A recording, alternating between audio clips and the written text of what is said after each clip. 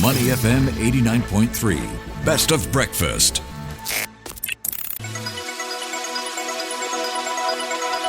The U.S. Market Update with Money FM 89.3. All right, folks, a quick look at the markets right now, and we've got record highs again, and that's after the S&P 500 squeezed out a gain of 0.1% to 6,363. The tech-heavy Nasdaq also squeezing out a gain of 0.2%. And we've got the Dow Jones Industrial Average going the other direction, down 0.7% at 44,694. So it looks like that was weighed down by shares of IBM, which fell more than 7% after their second quarter soft revenue missed expectations. So let's unpack it all with Dilin Wu. She is the research strategist for Pepperstone. Good morning, Dilin. How are you doing today? Good morning, Ryan. I'm good. How are you doing? Doing great. So happy Friday. It looks like markets have been pushing to new record highs in recent days. What's behind the optimism so far, I think? Well, I think obviously we saw some good signals from the U.S. equity market. And actually, we are in the earnings season at the moment. And if we discuss about the earnings themselves, for example, Google just delivered a pretty solid set of results. ETS, revenue, and also cloud business all came in strong. Sure, CapEx kind of jumped, but that actually helped boost NVIDIA stock since more infrastructure usually means more chips, right? And Tesla, on the other hand, wasn't quite as tiny.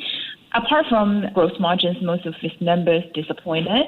Still, the Nasdaq somehow pushed higher, which tells us that investors are choosing to see the glass half full, and that there's more driving the market than just earnings. First off, I can think about recent tariff negotiations have eased some market concerns over global trade tensions, and that is bullish for global equities for sure.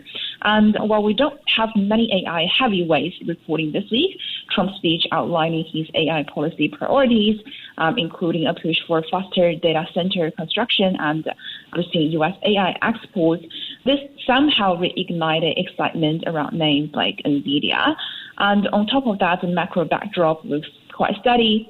U.S. retail sales surprised to the upside. The jobless claims remain relatively low, and that suggests the economy is holding up okay, and inflation is staying manageable, so it's a nice combo for risk assets. So I think there's a lot of different factors, and the combination of them just led to a optimistic view from the market. Glass half full, perhaps. So let's talk about what's been creating some of this optimism. We've got the U.S. trade deal with Japan. How is that going to help Japanese markets, you think? Well, I feel like looking at the recent dollar-yen moves, the combination of Japan's election result and also the new U.S.-Japan tariff deal has clearly put some downward pressure on yen.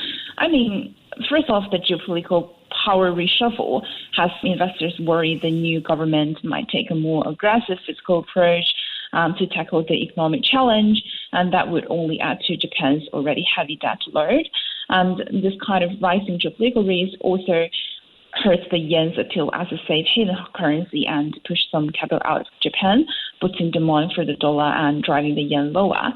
And second, while the U.S. and Japan did agree to lower auto tariffs, easing some earlier uncertainty, this hasn't really provided much direct support for the yen. The trade deals positive are mostly seen in the Nikkei and Japanese stocks, which have lifted investor confidence, but the currency market remains quite focused on Japan's political turmoil and monetary policy direction. And for the Nikkei going forward, I mean, I will be cautious to be overly optimistic because further political stability is still front and center, and this kind of uncertainty tends to weigh on investor sentiment. And there's also, some monetary policy uncertainty. We're still not sure how BOJ will react to this kind of changing landscape. All right, so from the U.S.-Japan trade deal, we also have on the table next week the U.S. and Chinese officials meeting up to talk about trade. What are we looking out for here? Well, I think this round of talk is really going to focus on a few key areas. The first thing would be both sides would be discussing whether to extend the current tariff deal that's set to expire on August the 12th. They want to avoid the market shock that would come if those tariffs suddenly snap back. And next, China's new rare earth export licensing system we started in April as a big sticking point, whereas are, crucial for the U.S. high-tech and auto industries. So this export control has the U.S. pretty worried. They'll need to find some, at least, middle ground there. And then there's the issue of U.S. demand for China to stop importing Russian oil. And if China doesn't comply, there would be some problem in the middle. And looking at the bigger picture, I feel like both sides hold important cards. For example, China controls a big chunk of the world rare earth supply, while the U.S. leads to the semiconductor supply chain.